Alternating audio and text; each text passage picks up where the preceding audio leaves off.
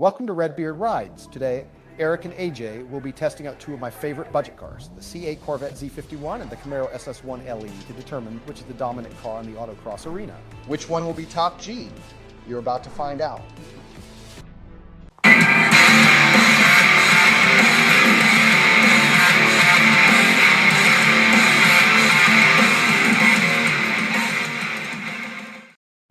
Hi, I'm Eric and this is AJ, and today we're going to be testing out two of America's best, the C8 Corvette Z51 and the 1LE Camaro SS. We're going to be running autocross hot laps to determine which one of these cars is the better sports car. But let's start with the Vette. And when I took off, one of the first things that I noticed is just how great the traction is. Even though I'm kind of taking off on a curve, I'm going wide open and it's hooking up great. Now, when I get down into the curve, what I do notice is that there's actually some understeer. I was going into the curve and suddenly I find myself sliding straight when I turn the wheel. So that was a problem that apparently only happened in the 2020 model. They fixed it later, but it's definitely a problem in this car. But that doesn't mean that the car is still not fast. And I'm really booking it around most of these curves. Not a perfect car, but I've never been in a 500 horsepower car that was so close to being perfect. It was almost like driving a go-kart. It handled so well.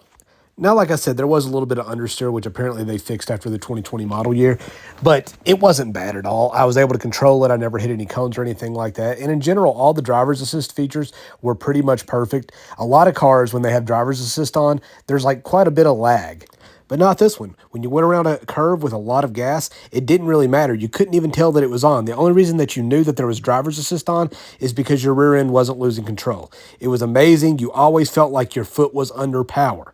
A lot of cars don't have that. A lot of times the traction control is so evasive that it takes the gas out of the car.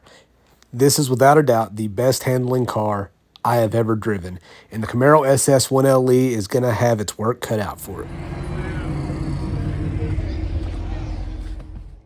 Now, I'm sure you noticed there's a slightly different track setup since these were done on different days.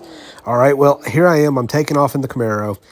And one of the first things that I notice is when you start to get into a sharp curve like right here, as soon as that it feels that you've lost any traction at all, the traction control is ridiculously invasive. So bad that it feels like the entire car has lost all power for a second or two. It really slows your times down and it's a struggle. It's nowhere near as good as the C8 Corvette.